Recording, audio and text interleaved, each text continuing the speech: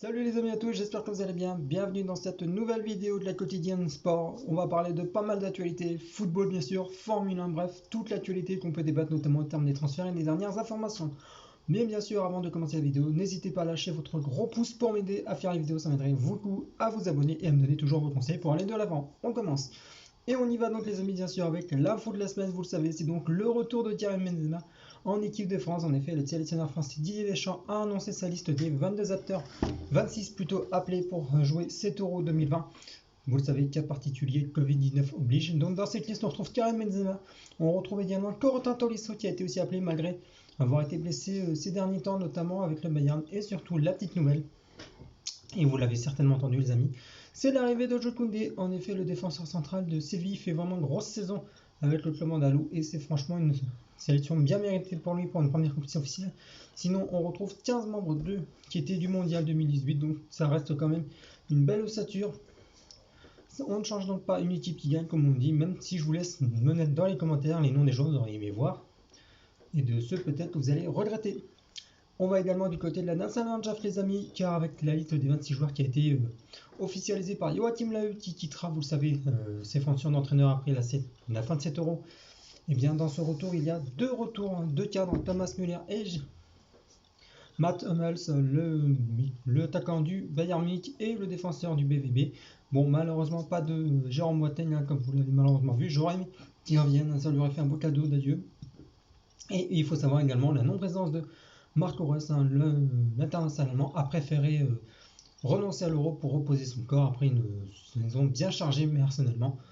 Avec les corps qui sont fatigués, il a donc préféré se mettre à l'écart et on ne peut lui souhaiter que de se remettre en jambes pour la saison prochaine. Le BVB qui d'ailleurs s'est qualifié pour la Ligue des Champions l'année prochaine, donc bravo à eux. Et bien sûr, on va rester au niveau des sélections les amis, hein, vous le savez, hein, les sélections se défilent les unes après les autres. Et c'est celle du Portugal qui a été affichée dans la journée, donc sans surprise, hein, c'est du classique, hein, ce sont les cadres qui sont là, Ronaldo, Fonte, Pepe, Patricio, Bruno Fernandes, Joao Félix, bref, il y a vraiment du lourd pour le favori, hein, puisqu'il c'est également le champion d'Europe en titre, donc la formation de Fernando Santos, qui appelle ses cadres et ses jeunes aussi pour défendre ce titre. En tout cas, ça promet une belle bagarre. Bon, bien sûr, on va pas parler que des sélections, on va parler bien sûr foot local. On commence donc avec la Coupe de France, les amis. Le PSG a empoché sa 14e finale de Coupe de France après sa victoire 2-0 en Coupe de France grâce à des buts de Mauro Icardi et de Kylian Mbappé, l'international français qui s'est mis sur une passe D. C'est lui qui a l'initiative de l'ouverture du score sur la passe décisive qu'il fait. Et c'est lui qui met le deuxième avec la passe décisive d'Angel Di Maria. D'ailleurs, l'Argentin vient de fêter sa 104e passe décisive et devient désormais le meilleur passeur de l'histoire du club. Donc bravo à lui, franchement, c'est on ne peut plus mériter. Bon, bien sûr, les anciens parisiens ont brillé aussi à l'étranger. Hein.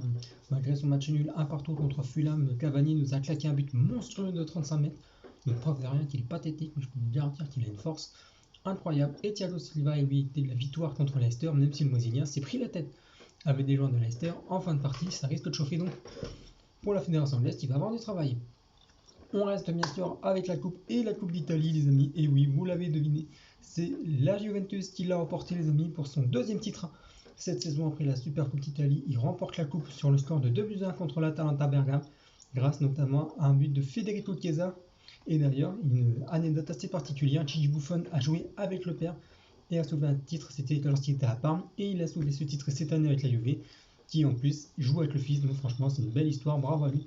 D'ailleurs, Gigi Buffon espère continuer à jouer, moi j'espère c'est 44 voire 45 ans jusqu'en 2022, puisqu'il aimerait participer au Mondial 2022 pour sa sixième de l'histoire, si jamais cela se ferait, ça serait tout simplement incroyable. Et d'ailleurs, José Mourinho, qui sera le nouveau coach de la Formule 1, espère le recruter. Donc dites-moi dans les commentaires également ce que vous en pensez, si c'est vraiment une bonne idée ou s'il devrait arrêter sa carrière terminée.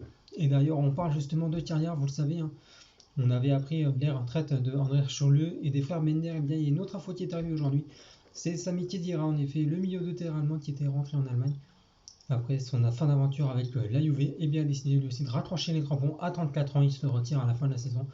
On lui souhaite tout simplement le meilleur pour sa fin de carrière et pour son après-projet, hein, lui qui a joué notamment à la Juve et au Real Madrid notamment, mais aussi à Stuttgart. Donc on lui souhaite bonne chance pour son après-carrière. Allez, bien sûr, on va rester également dans le monde du foot et notamment en Espagne, les amis, puisque si le titre de Liga va rester du côté de Madrid cette année, soit l'Atlético ou le Real va l'emporter. Et bien ça bouge du côté de Barcelone, vous le savez, 14 joueurs sont sur le départ, dont Antoine Griezmann. Le Barça aimerait faire un gros nettoyage cet été. Et même les cadres sont concernés par un éventuel départ, vous le savez. Mais c'est samedi surtout qu'on saura si Messi reste ou s'en va du Barça. La Puglia ne serait pas contre de rester, mais demanderait des garanties sportives alors que sa famille, eux, verraient plutôt de leur côté un départ. En tout cas, je vous laisse également me mettre dans les commentaires ce que vous pensez de... Est-ce que la Puglia va rester? Est-ce qu'il va partir? En tout cas, quoi qu'il en advienne, le Barça va devoir vraiment remettre son effectif en ordre match cet été et faire confiance un peu plus aux jeunes. D'ailleurs, selon les informations, Joan Laporta aurait fixé des priorités à Ronald Koeman de mettre un peu plus en avant les jeunes. D'ailleurs, Ronald Koeman qui n'est pas certain de rester non plus après les dernières performances un peu en dents de scie du club qui ont condamné le club au titre de Ligue 1. On parlerait d'une éventuelle arrivée de Xavi Hernandez, sauf que cette rumeur a été vite démontée puisqu'il a prolongé avec le club de Al-Shabaab. D'ailleurs, lorsqu'il est arrivé à Barcelone, c'était que pour les vacances. Et on parlait également d'un intérim d'Hansi Flick qui a fait un énorme boulot monstrueux avec le Bayern, mais lui serait clairement plus dans les papiers de la Ligue, de la Fédération allemande d'ailleurs, qui serait bientôt sur le point d'annoncer sa nomination au poste de sélectionneur de la Nationalmannschaft.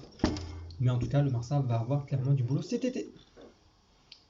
Allez les amis, on va pas parler que foot, on va également parler de la Formule 1. Et oui, Grand Prix de Monaco, ça y est, il fait son retour après donc un peu plus de 2 ans sans avoir été sur le circuit. Vous le savez, l'année dernière, ça avait été annulé à cause de la pandémie.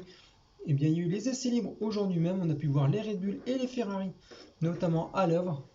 Les Mercedes sont dans le coup aussi.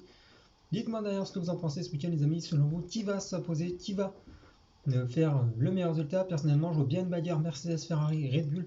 Mais attention, les McLaren aussi peuvent être très bons sur ce circuit. En tout cas, il y a une nouvelle polémique qui a éclaté à cause des ailerons flexibles. D'ailleurs, Mercedes menace de saisir la cour d'appel de la FIA si les écuries comme Red Bull ou autres ne règlent pas ce problème, ou si la FIA ne fait pas correctement son boulot. C'est une nouvelle polémique qui enclenche une fois la guerre froide entre Red Bull et Mercedes.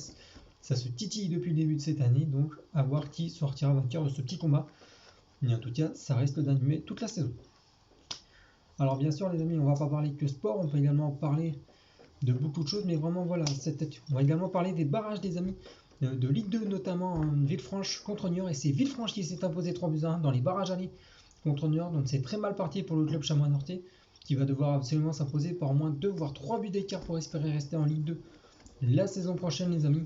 La Ligue 2 BKT, on le sait quand c'est sauvé, et il y a eu également un premier match entre le Paris FC et Grenoble, et c'est Grenoble qui est sorti vainqueur de cette première phase des playoffs. D'ailleurs, je rappelle que le vainqueur de ce match affrontera Toulouse qui a terminé 3ème de Ligue 2 BKT, et je rappelle que le vainqueur de ces deux confrontations ira affronter bien tout simplement le 18ème de Ligue 1 pour justement un barrage aller-retour.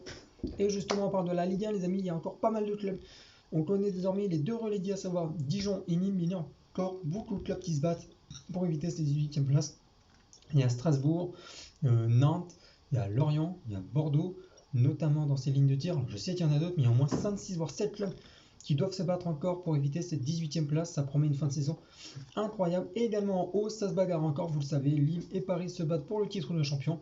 Monaco peut encore l'espérer, mais c'est vraiment compliqué. Il faudrait que Monaco s'impose par un lourd score et que Paris et Lille dans le même temps perdent. Bon, ça me paraît compliqué quand même. Mais bon, vous ne savez jamais, vous le savez, dans le foot, tout est réservé.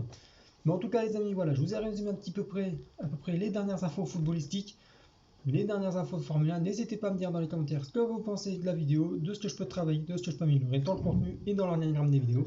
N'hésitez pas à vous abonner à la chaîne, à cliquer sur la cloche pour suivre mon actualité, le pouce bleu pour m'aider. Moi je vous souhaite à tous une bonne soirée à toutes et à tous. Portez-vous bien, reposez-vous et à très vite. Ciao.